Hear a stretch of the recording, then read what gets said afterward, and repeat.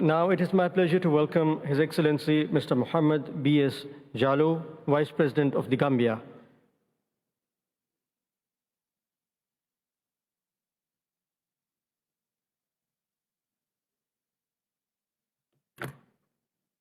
You have the floor, Your Excellency.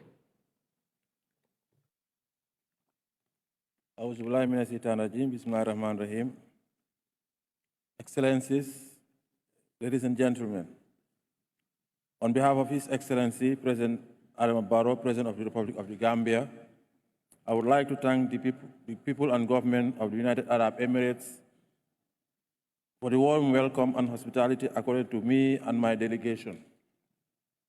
I congratulate His Highness Sheikh Mohammed bin Said Al Nahyan, President of the United Arab Emirates and ruler of Abu Dhabi, for the successful organization of the 28th Conference of the Parties of the United Nations Framework Convention on Climate Change.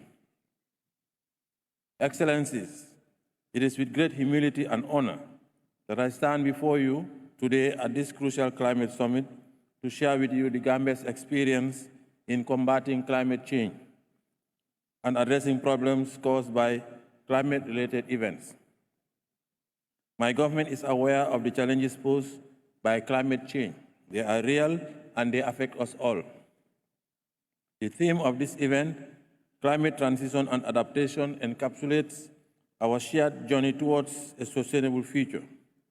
It acknowledges that we must transition from practices that harm our planet and adapt to changes we are currently facing.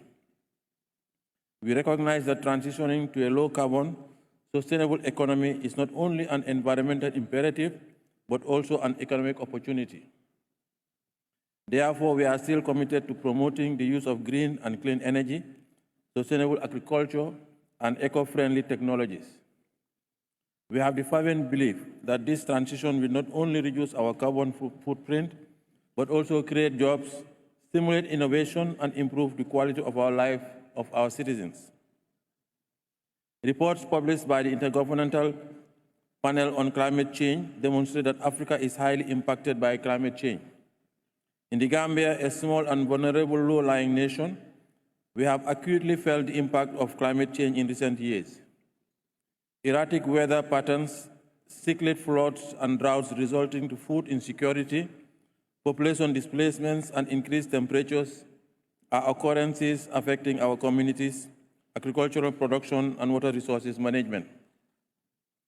The Gambia updated its nationally determined contribution in December 2021 and submitted its long-term climate neutral development strategy 2050 to the United Nations Framework Convention on Climate Change in September 2022 in accordance with its obligations under the Paris Agreement. In addition, we are working on local adaptation measures that range from reinforcing flood mitigation infrastructure to implementing climate-resilient agricultural practices, including recently launched climate-smart agricultural projects, climate-resistant fisheries, and adaptive capacity strengthening of our rural population through climate-resilient and diversified livelihoods. These actions are vital for safeguarding our people and ecosystems. However, our strides to combating climate change through adaptation and mitigation means are mainly hindered by lack of financial resources necessary to invest in clean energy, resilient infrastructure, and adaptive measures.